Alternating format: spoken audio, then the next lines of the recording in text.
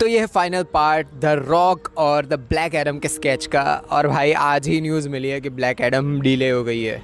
भाई इतना एक्साइटमेंट था कि भाई हम रॉक को देखने वाले, ब्लैक एडम में बहुत मज़ा आने वाला है। टीज़र के अंदर भी देख रखा था कि भाई अब तो आ ही जाने वाला, ट्रेलर मूवी आ जाएगी, नवंबर को आ रही है। भाई क्यों इतना लेट कर रहे हो डीसी वार्नर ब्रोस, क्या कर रहे हो? फ्लैश मूवी जो नवंबर में आने थी वो नेक्स्ट ईयर जून में आ रही है। भाई एकदम डिसअपॉइंटमेंट सुबह से हो रही है कि भाई कुछ तो आ रहा था।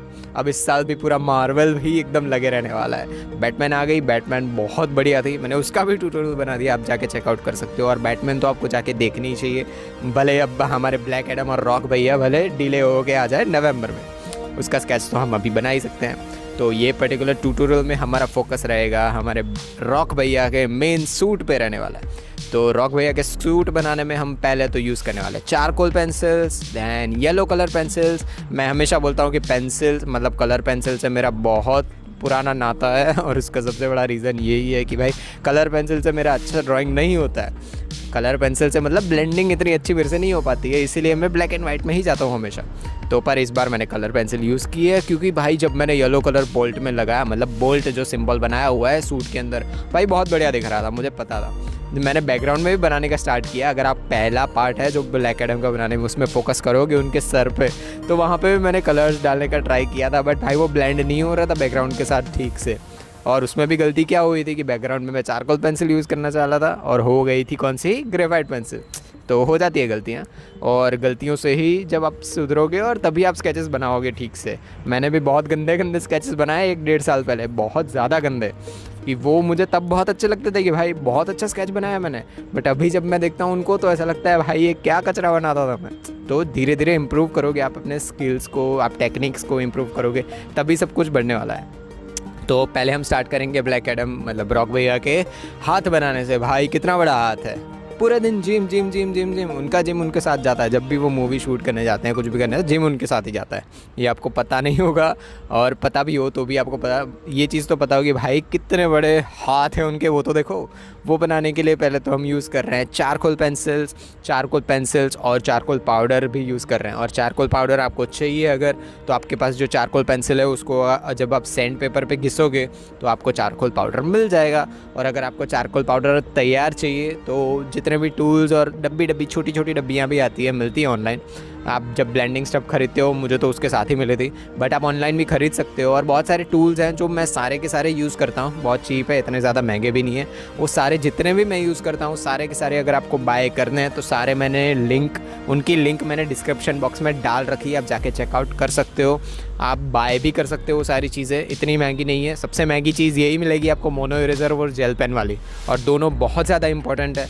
मैं प्रीमियम क्वालिटी पेंसिल्स और इन सब में ज़्यादा इतना विश्वास नहीं रखता हूँ, क्योंकि जो मैटर करता है वो स्किल्स है तुम्हारी। बट वो जब आप बहुत ज़्यादा एडवांस्ड आर्टिस्ट बन जाते हो, आपको छोटी छोटी इतनी छोटी हाइपर रियलिस्टिक जैसे स्केचेस बनाते हो, उसमें इतनी छोटी डिटेल्स भी डालने के लिए आपको इंपॉर्टेंट चाहिए होती है, तब आप प्रीमियम क्वालिटी पेंसिल्स के लिए जा सकते हो। सही है, उनको पता होता है कि कौन से पेंसिल का कौन सा यूज़ होता है। बट बिगिनर और अभी आपने स्टार्ट किया है, 10-20 स्केचेस ही बनाए, बहुत इतना ज़रूरी नहीं है। आपके शेडिंग और इन सब पे ज़्यादा ध्यान दो। तो पहले तो ब्रॉक भैया के हाथ बनाने के लिए चारकोल पेंसिल से मैं सिर्फ उन्हीं मतलब चारकोल पेंसिल मैं मीडियम वाली यूज़ कर रहा हूँ, उस पर नाम होगा ही। जब भी आप चारकोल पेंसिल खरीदोगे तो उस पर नाम 3 नाम होंगे, हार्ड, मीडियम और सॉफ्ट सबसे ज़्यादा ब्लैकिश आपको टेक्सचर देगा, एकदम ब्लैक देगा। और मीडियम थोड़ा कम, और हार्ड एकदम थोड़ा कम, मतलब मीडियम टाइप देगा, बहुत ज़्यादा नहीं देगा हार्ड वाला, इतना ज़्यादा ब्लैक नहीं दिखेगा उससे। तो जब आप यूज़ करोगे तभी आपको वो पता चल जाने वाला है। तो ये चीज़ों पे हमारा फोकस हो गया। और इसके बाद हम सिर्फ जो डार्कर पार्ट्स हैं, मतलब जैसे कि जहाँ से बाइसेप टर्न हो रहा है, मतलब सर्कल में टर्न हो रहा है, ये सब चीज़ें जो थोड़ी बहुत डार्कर है, आपको खुद जो रेफरेंस पिक्चर है उसमें देख के ही आइडिया आ जाएगा कि कहाँ पे डार्कर पार्ट्स हैं। तो वो डार्कर पार्ट्स बनाने के लिए मैंने मीडियम चारकोल पेंसिल से उन सारी चीज़ों पे शेड कर दिया पहले तो, ताकि मुझे पता चल जाए कि कहाँ पे डार्कर पार्ट्स है, कहाँ पे नहीं है। क्योंकि जब भी आप एज्यूम करने पे जाते हो, मतलब ग्रेड मेथड यूज़ करने का मतलब ही क्या हो गया, अगर आपको एज्यूम करना पड़ रहा है कि कौन सी चीज़ कहाँ पे है, तो कौन सी चीज़ कहाँ पे है वो बनाने के लिए चारकोल पेंसिल से आप पहले शेड्स कर दो, मतलब शेडिंग करो कि जहाँ पे डार्कर पार्ट्स है। देन मेकअप ब्रश या फिर पेंट ब्रश जो भी आपके पास है, जो थोड़ा बहुत हार्ड हो, उससे आप चारकोल पाउडर को उस पर डालो, मतलब जो जगह पे आपको डार्कर करना है वहाँ पे थोड़ा बहुत डालो और उससे घिसना शुरू करो। और जब आप चाहे ब्लेंड भी करते हो मेकअप ब्रश से, तो उसमें भी आपको एक चीज़ पे ध्यान रखना है कि जहाँ पे डायरेक्शन जा रही है, जैसे बाइसेप थोड़ा बहुत सर्कल में जा रहा है, सर्कल ही होता है बाइसेप, तो वहाँ पे आपको मेकअप ब्रश को और या फिर पेंट ब्रश को सर्कल में ही घुमाना है। जहाँ पे आपको स्ट्रेट दिख रहा है वहाँ पे स्ट्रेट ब्लेंड करना है। ऐसा नहीं करना है कि जहाँ पे सर्कल बन रहा है वहाँ पे स्ट्रेट ब्लेंड कर रहे हो, आप जब सर्कल कर रहे हो, ऐसा नहीं करना है। जैसे आप पेंसिल को यूज़ करते हो, जैसे कि नोज़ है, नोज़ एक जगह से ब्लेंड हो रही है, जैसे टेढ़ी जा रही है, तो अगर उसको आप सर्कल ही ब्लेंड करोगे, सर्कल में आप उसको शेड करोगे तो कितना गंदा दिखने वाला है। तो यही चीज़ आप जैसे पेंसिल को यूज़ करते हो, सेम आपको मेकअप ब्रश को भी यूज़ करना है, या फिर पेंट ब्रश जो भी आप यूज़ कर रहे हो, तो वैसे ही ब्लेंडिंग होगी चारकोल पेंसिल से।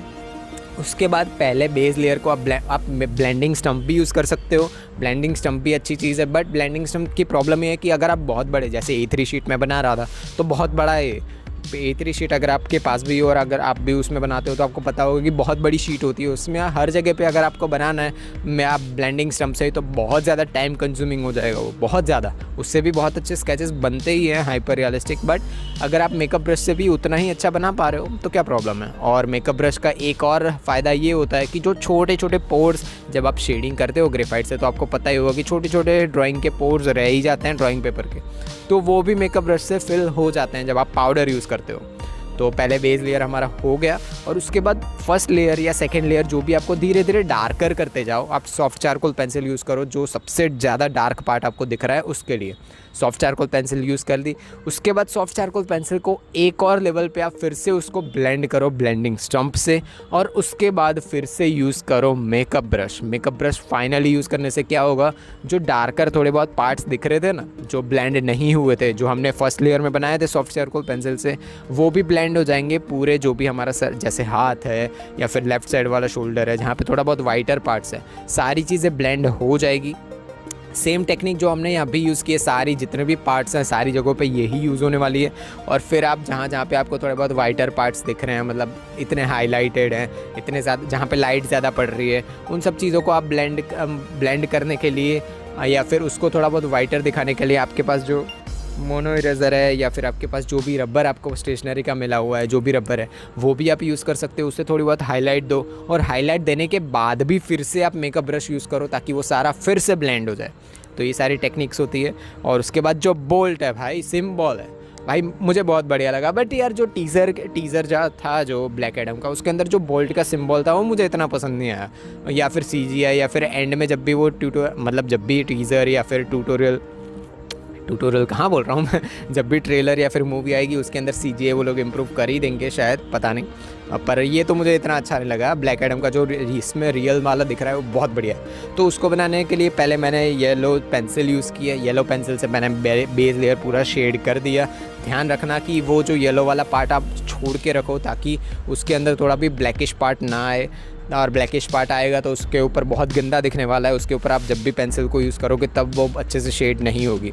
तो वो हमने पहले बेस लेयर बना दिया येलो पेंसिल से, और उसके ऊपर 2B पेंसिल से जो आपको शेड्स दिख रहे हैं, जैसे सेंटर में आपको थोड़ा बहुत राइट चेस्ट के ऊपर थोड़ा बहुत डार्कर पार्ट्स दिख रहा है, उसको बना दो और उसको ब्लेंड कर दो ब्लेंडिंग स्टम्प से या फिर मेकअप ब्रश, किसी भी चीज़ से।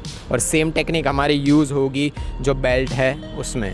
तो सारा पार्ट ख़त्म, मिलेंगे पार्ट 3 नहीं में नेक्स्ट ट्यूटोरियल में। तो बस इतना ही था इस ट्यूटोरियल में। अगर आपने कुछ भी सीखा इस ट्यूटोरियल से तो सब्सक्राइब कर दो और एक लाइक छोड़ दो, कमेंट कर दो अगर कोई भी क्वेश्चन और क्वेरीज हो आपके इस ट्यूटोरियल के रिगार्डिंग। तब तक के लिए ध्यान रखो खुद का और जिनसे प्यार करते हो उनका भी। आपका चित्रकारिक दिन हो। टट्टूज।